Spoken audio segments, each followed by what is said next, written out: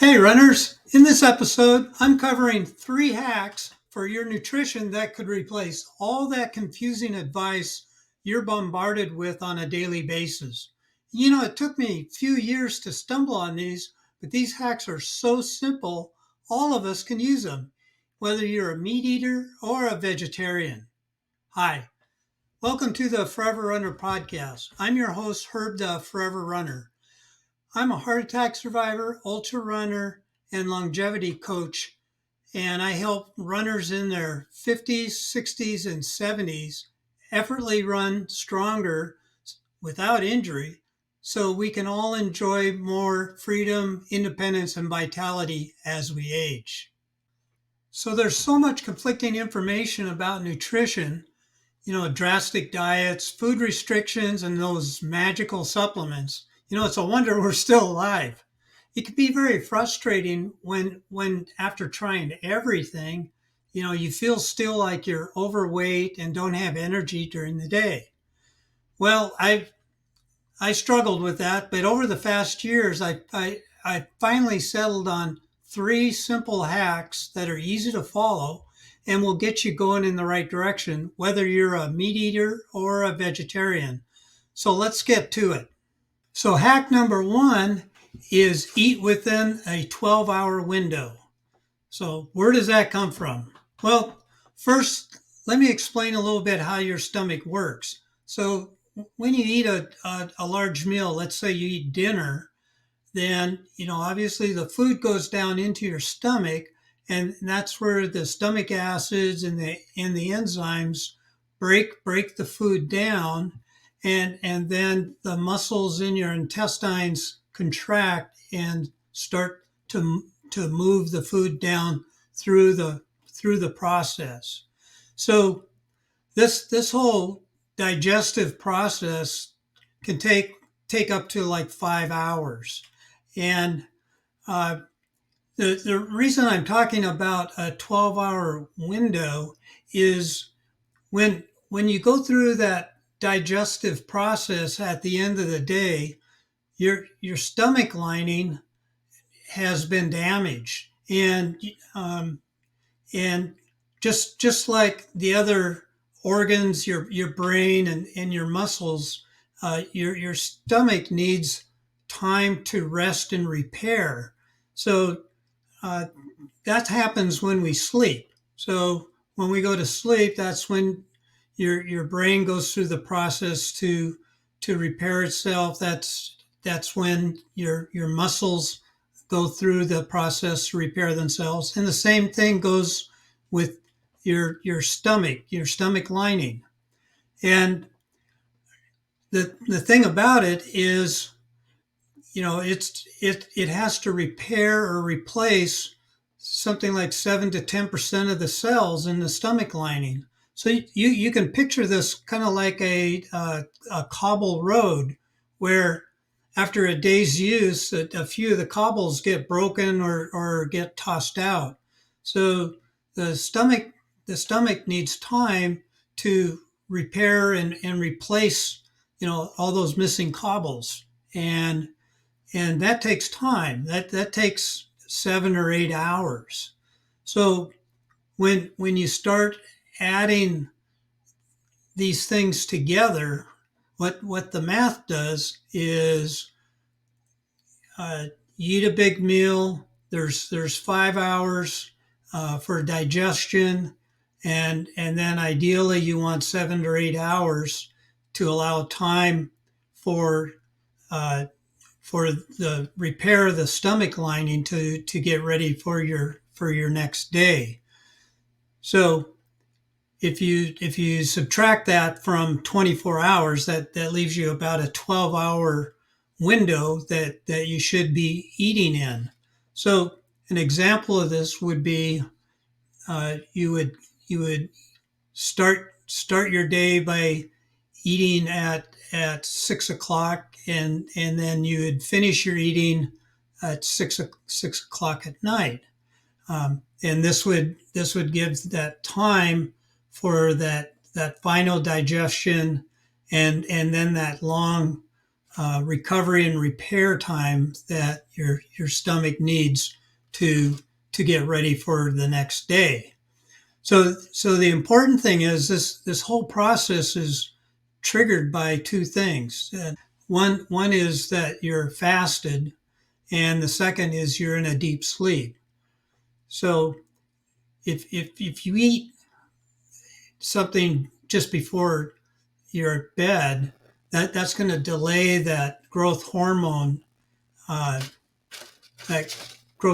response, and delay the whole rest and repair system that your stomach needs to go through. So that's why it's important to just understand this is the normal process that your body goes through. And if you eat all your meals within a 12-hour period and do it mostly the same time every day, that allows the whole system to work at its highest potential and leave you with the fewest problems. So hack number one is eat in a 12-hour window. Very simple thing to do, and it'll make sure everything's working properly and has enough time to rest and recover. So hack number two is don't eat crap. Well, isn't that simple? So what am I talking about here? So what we're talking about is excess, sugar, processed foods, and industrial seed oils. So I think we all understand why we shouldn't be eating excess sugar and processed foods,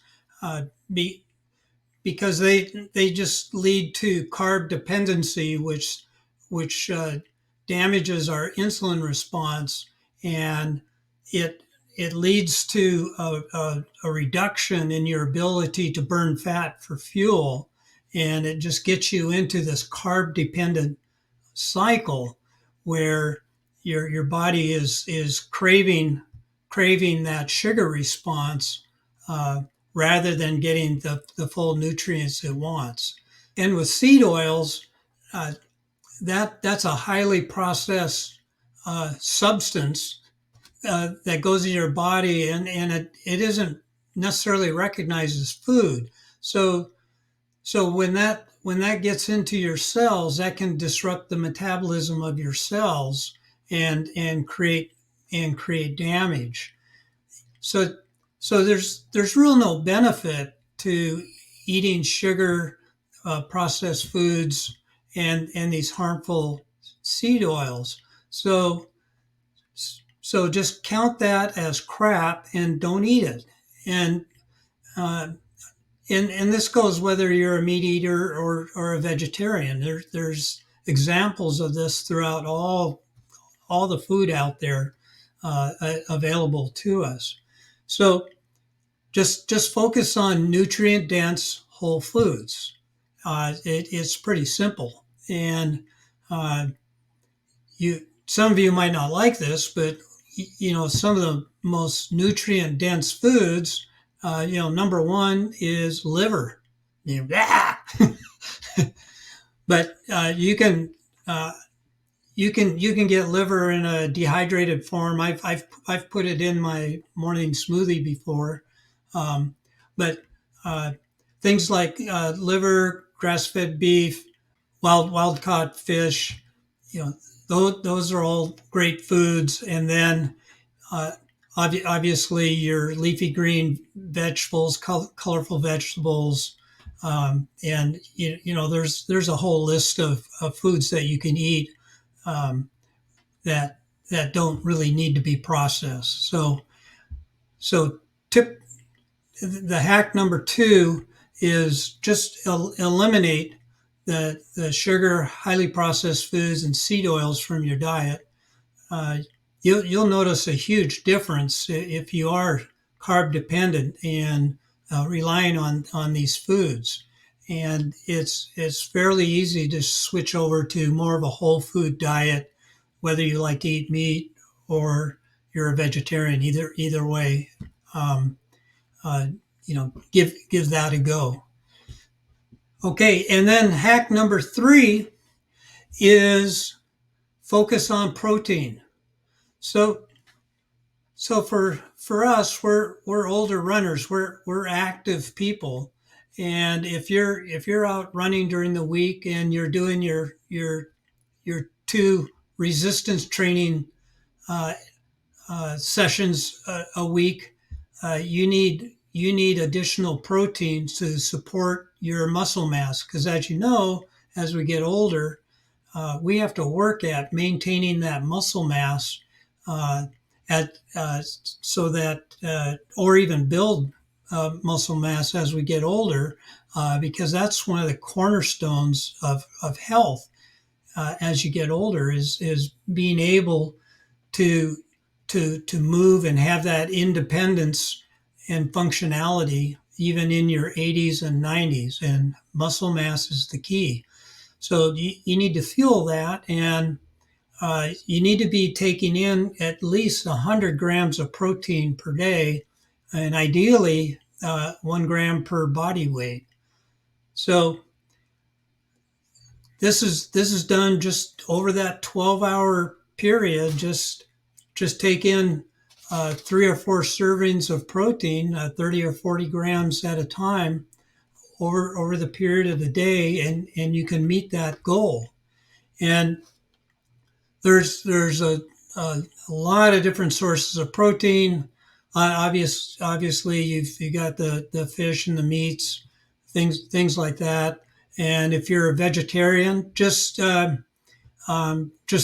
a look at the bioavailability of the protein in what you're eating and the essential aminos that are in, so to make sure you get the proper mixture to get the right amount of the right type of protein in your diet. But you can do this whether you're a meat eater or a vegetarian. Just focus on, for starters, just focus on 100 grams a day, and you'll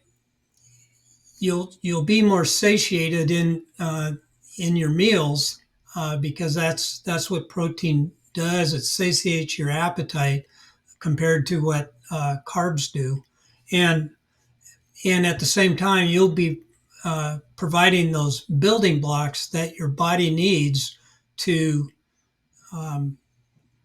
maintain and build your muscle mass as you get older. So that's the 3 hacks. Number 1, eat in a 12-hour window. Number 2, don't eat crap. And number 3, focus on protein.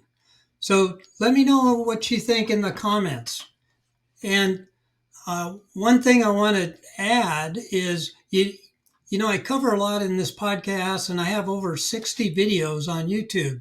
So if you miss something or want to go back to a video for a specific answer, instead, you can just use my Ask Coach Herb AI search to look into all my YouTube videos and podcasts to get your answer directly.